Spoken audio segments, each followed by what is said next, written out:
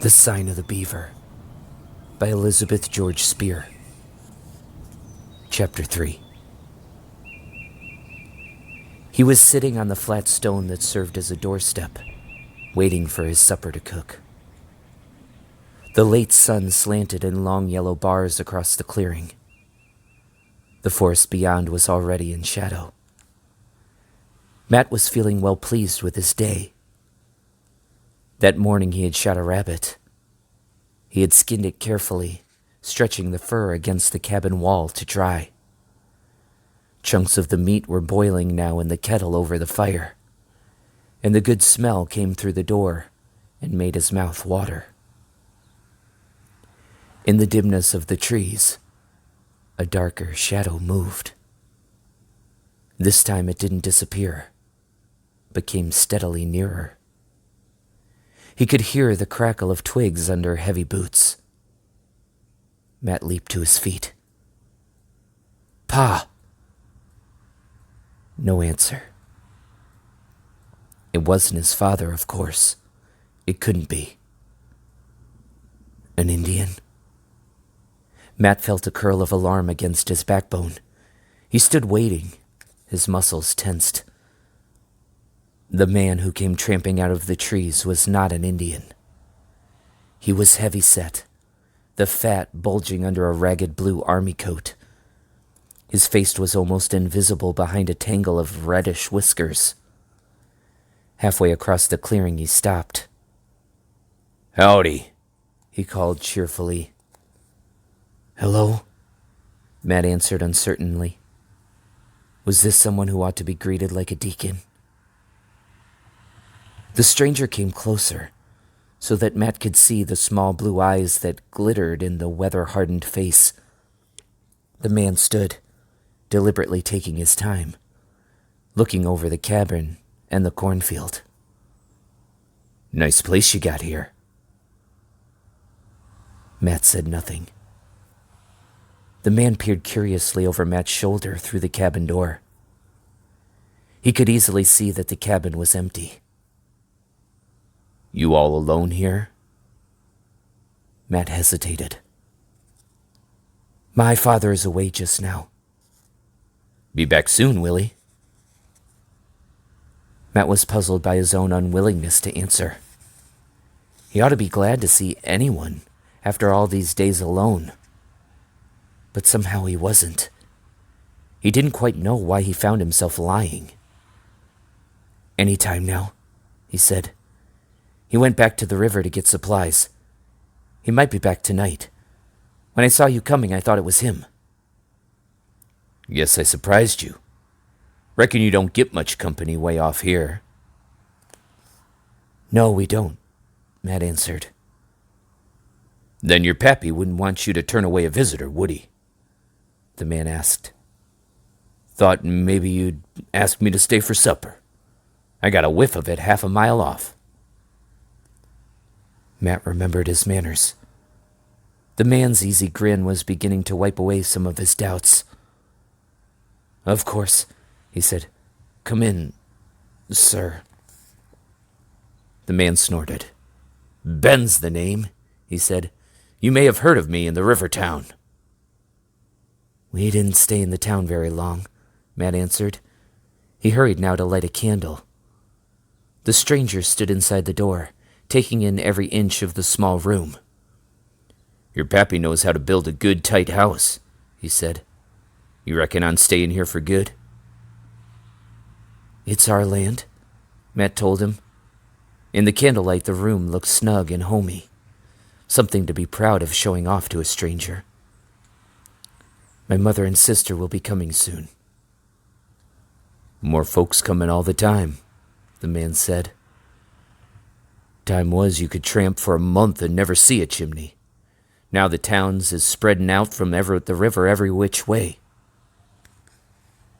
His eye fell on the rifle hanging over the door. He let out a slow, admiring whistle and walked over to run his hand along the stock. "Mighty fine piece," he said. "Worth a passel of beaver." "My father wouldn't sell it," Matt said shortly. He was busying himself now to make the stranger welcome. He scooped out a second good measure of flour, stirred in some water, patted the dough out on a clean ashboard, and propped it up in front of the fire to bake. He laid out the 2 bowls on the table and the 2 pewter spoons. He poured molasses into the 1 pewter dish. Then he ladled the hot stew into the bowls. The way that stew disappeared, the stranger couldn't have eaten a meal for a good while. Matt took a very small share for himself. He pulled back his hand and watched the man snatch the last bit of corn cake, sopping up the last of the molasses with it. Finally, Ben pushed back his stool and drew the back of his hand across his beard. "That was mighty tasty, son. Mighty tasty. You wouldn't have a mite of tobacco now, would you?" "I'm sorry," Matt said. "My father doesn't have any."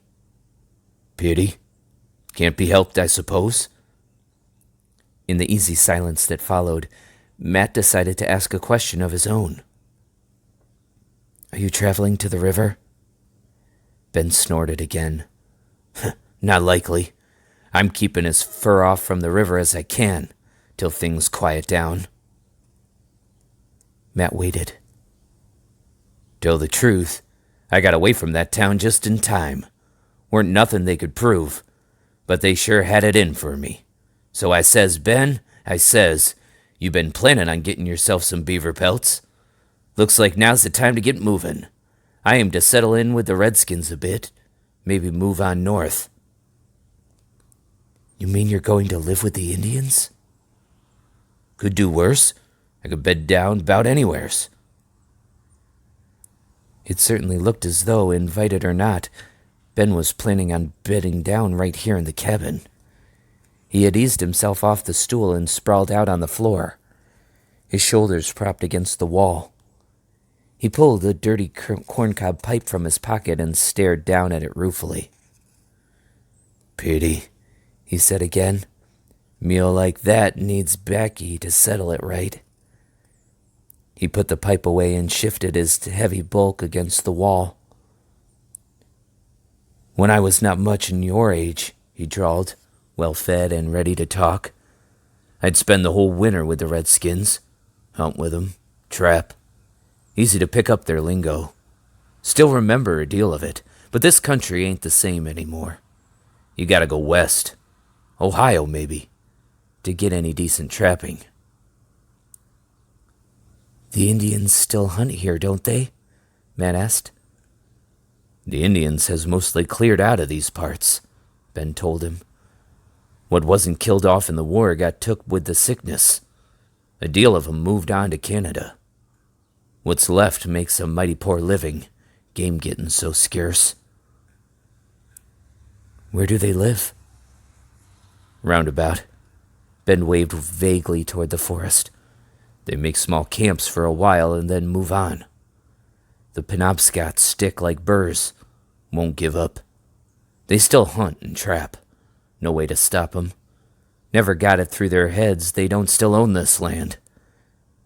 You never see none of 'em?" "My father did once.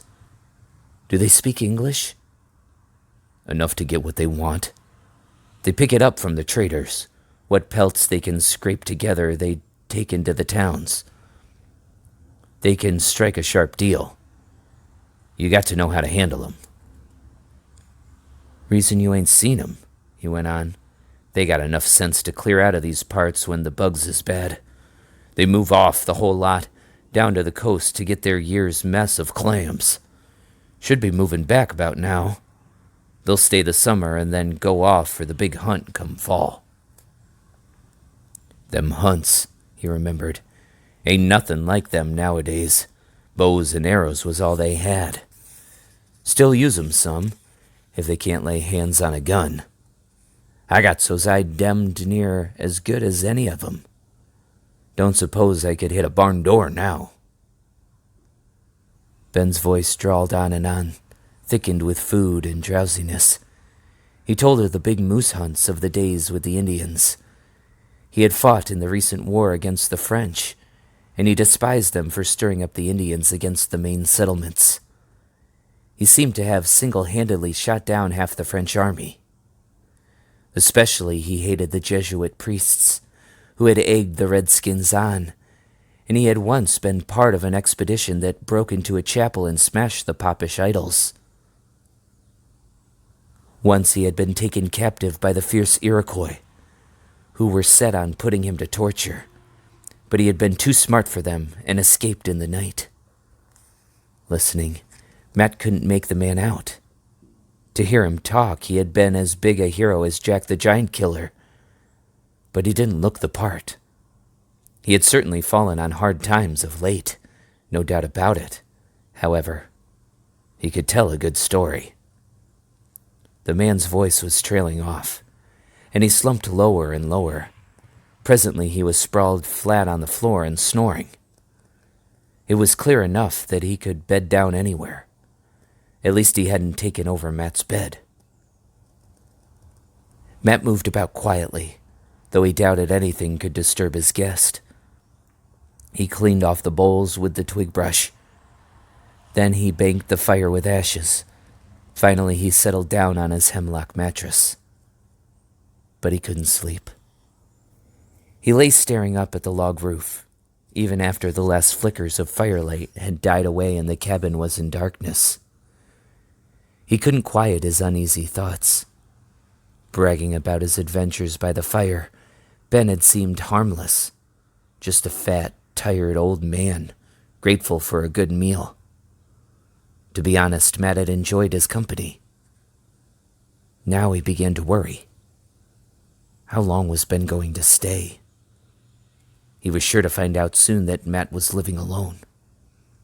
When he did, would he decide it was more comfortable here than in an Indian village? At the rate he had wolfed down that supper, the flour and molasses wouldn't hold out long. Would he expect Matt to go on providing meals and waiting on him? And why had he left the town on the river in such a hurry? Was there really some charge against him?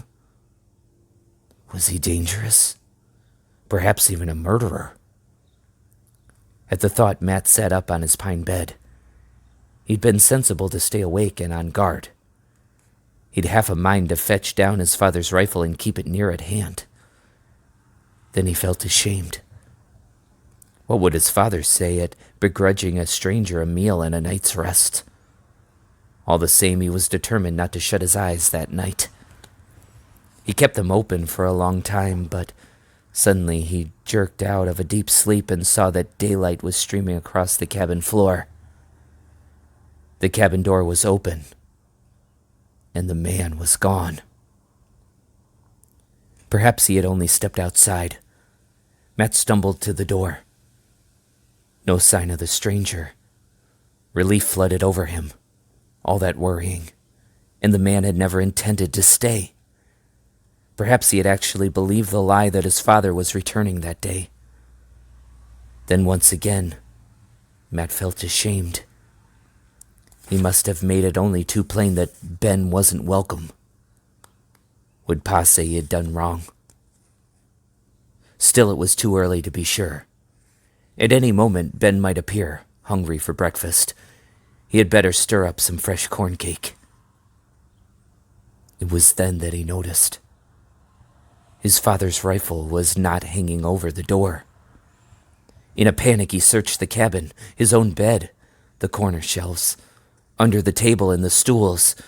He rushed back to the door and onto the edge of the forest. It was no use. No way of telling which way the man had taken, or how long he had been on his way while Matt slept. Ben was gone, and so was the rifle. He should have kept it in his hands, as his hunch had warned him. He could see now that the man had had his mind set on that gun from the moment he laid eyes on it. But even if Matt had had it in his hands, could he have held out against those burly arms? And to keep his gun, could he actually have shot a man, even a criminal? It was only later, when his rage began to die down, that he felt a prickle of fear. Now he had no protection. He had no way to get meat. Sick with anger, he sat staring at his row of notched sticks. It would be a month at least before his father returned.